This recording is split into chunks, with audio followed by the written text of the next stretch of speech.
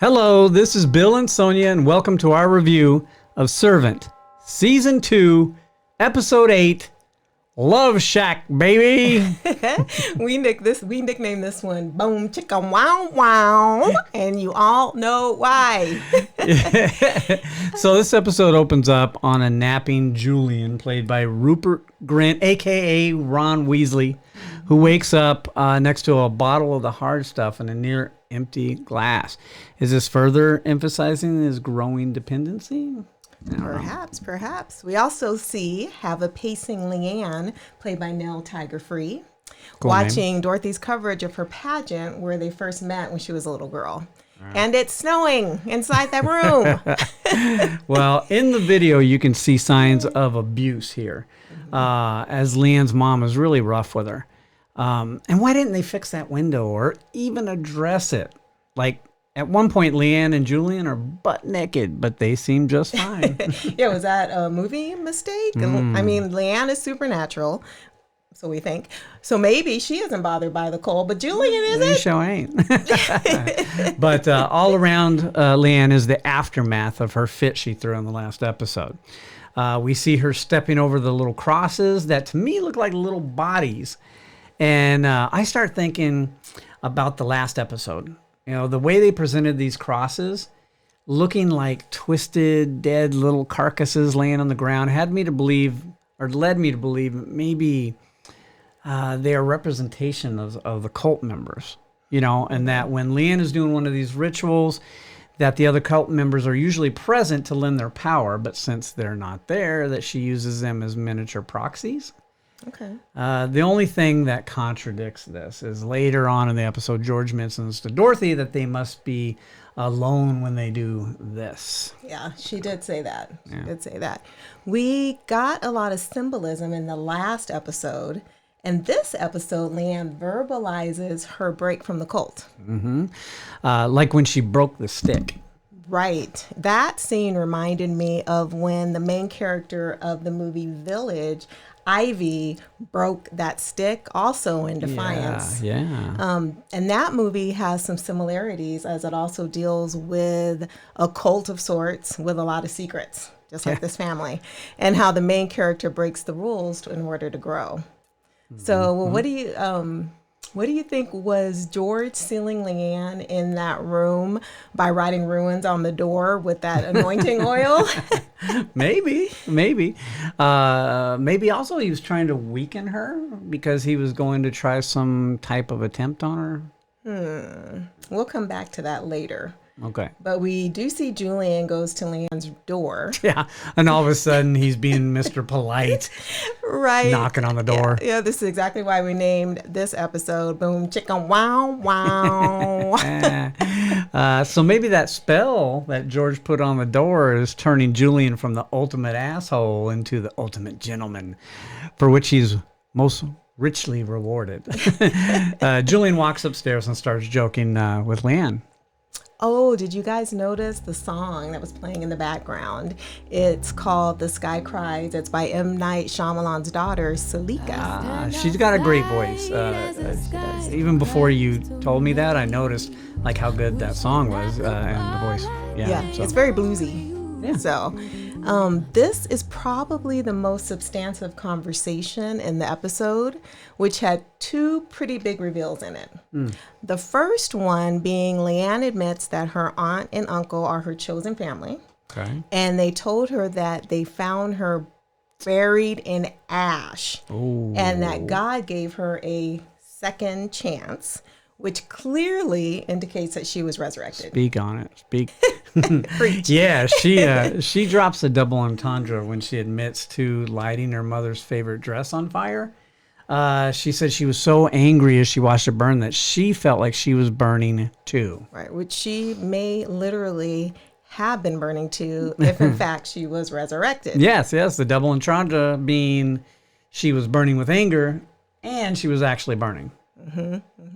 The second big reveal was the reason Julian has been working with Natalie on his guilt all this time. So he feels responsible for Jericho's death. Right. As you'll see him, he plays a voicemail from Dorothy asking for his help. Yeah. Yeah. Well, it makes me wonder if Dorothy had called him on Sean's suggestion. I remember in season 1, episode 9, I think it was Jericho. Yes. Yep. Sean suggested Dorothy call Julian for help. Dorothy then let on that Julian might be using again. And in fact, he was. Yeah. So as he admits to Leanne that the reason he didn't show up to help her is because his dealer had some good shit. Yeah. So. All right. Then the big event, which I knew was coming. I had no idea. You called it, but I was shocked. Leanne and Julian have sex. Leanne has been thirsty since the beginning. She has always made the first move. Yeah. Remember Toby? Yeah.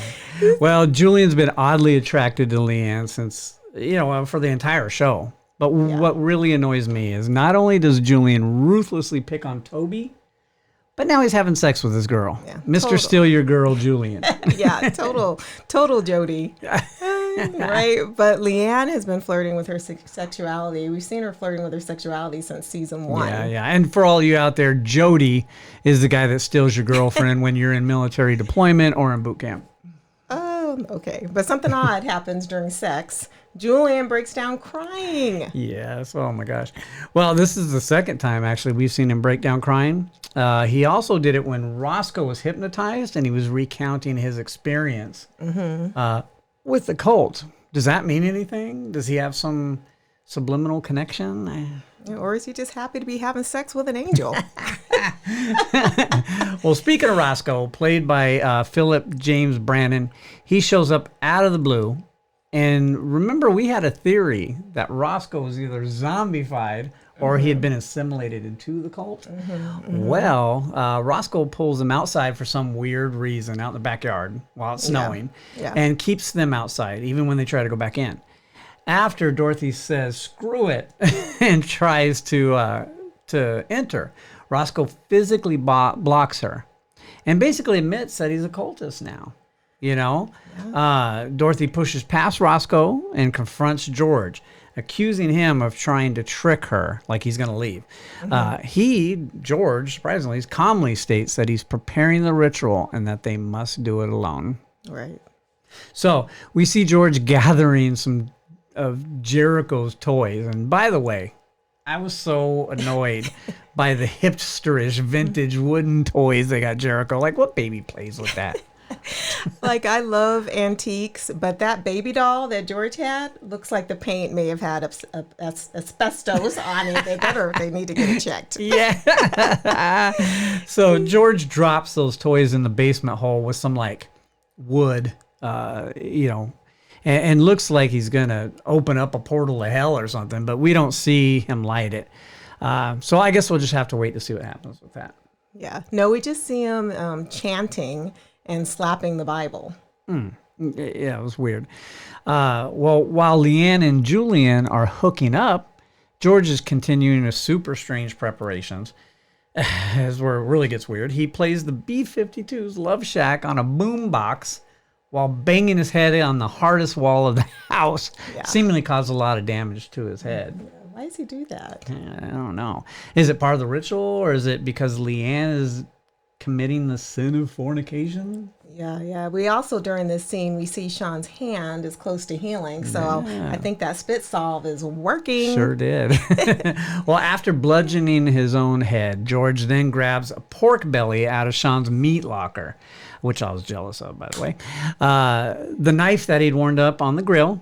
And then, for some reason, he stabs a knife into the meat in the sink for some reason. And then sneaks into Leanne's room. Yeah, like a bull in a china cabinet, making all that noise. I think he was trying to wake her up. He was even crying hysterically earlier in anguish over the idea of having to do this to Leanne when he was in the bathroom. Yeah, maybe.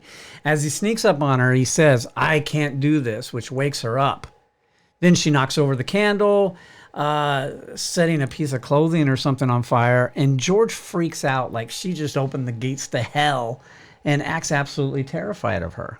I don't know why on earth he's so scared at this point. He's never acted, that scared before. No. I don't know. But he threatens her that she will come for her. And Leanne says, go ahead and send her. I can handle Aunt May. George says, no, not May. Is he referring to the mom? I don't know. But then he runs out of the house into the street and gets hit by a car. Yeah, I don't think he's dead, though. So I don't think the car hit him hard enough. So he's definitely not dead. Yeah, I totally agree. As someone that's been hit by a car 6 times in my life, that definitely wasn't hard enough to kill him. Well, that was how the episode ended. Yeah. Do you have any theories before we wrap it up? You like maybe any things you want to mention from the episode? Did you like the episode? Well, first of all, I love the episode. You? Me too. Yeah. Oh, yeah. Okay. Yeah. So, I have a couple things. The first thing is there's confirmation of one of our theories, which always makes me feel good. We mentioned Leanne broke the fishing pole as she was the one she was whooping herself with. And, stomped on the little cross people thingies in defiance of the cult or God and the rules that she must follow. This episode gave us verbal confirmation of that. Mm-hmm. Do you mean when she told Julian, if that is God, I don't want anything to do with him? Right? Yeah, exactly. Okay. Exactly. That's it. Okay. The next thing is when George went to attack Leanne. If we look at it from George's point of view, maybe he didn't see the candle fall on the garment, when it lit on fire. Maybe he thought that Leanne did open the gates of hell, and that's why he was so scared. Did he think she was using her power? Also, did she cause the car to hit him, or was it just the fact that he was out in the street like a damn fool? From his perspective, it may feel supernatural, but from ours, it just looks like normal cause and effect. Those were a couple things that were on my mind. What about you? Mm-hmm. For me, in the news broadcast, the reporter, Isabel Carrick, mentions twice about kids making a wish. Yeah. So angels and jinns are also mentioned in the Quran. So perhaps if Leanne is an angel, maybe she's a jinn. And because that would make sense too. So even though jinns, I was reading, they grant wishes, they're not considered benevolent creatures. No, they're kind of mean. We're also wondering who George is threatening to send after Leanne, like you had mentioned. He said it wasn't May. Right. You thought it might be Leanne's mom, but I think it might be Aunt Josephine. Oh. So we haven't seen Aunt Josephine yet, but Leanne mentions Aunt Josephine, the one she was teasing Sergio about in the last episode. Right, with her little rhyme. Yeah, okay. Yeah, that might be it. That might be a new theory. New theory alert. Well, what about you guys? What are some of your theories? What are some of the things you guys would like to talk about more? We always love to hear your theories and discuss them with you. We really appreciate all the new subscribers, too, that have been coming in. Yeah, That's really cool. And I included a link in the description which has a question and answers with the servant cast. It's kind of fun. I thought it was fun to watch. Yeah, cool. Well, give us a like and feel free to share this video with your friends and family, and we'll see you next week. Bye. Let me gather all my stuff up here. Oh. What? Okay, Uncle George. Put me a little curse for some Aunt Georgette.